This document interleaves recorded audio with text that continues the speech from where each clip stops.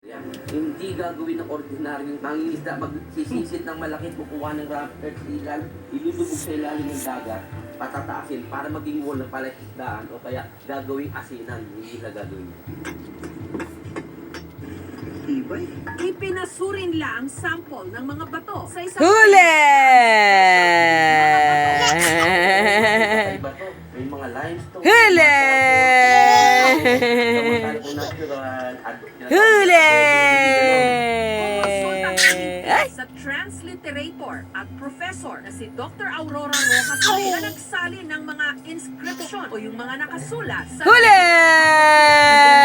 Sinasabi niya, isa sa mga puo na sinasabi, mention in Copper Plate inscription. pinuntahan ng aming team Wow! ang barangay Binwangan sa Ubando, Bulacan.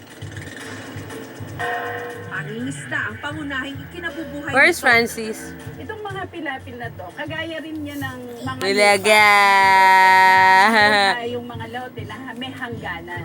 So, naglalagay sila ng pilapil para maging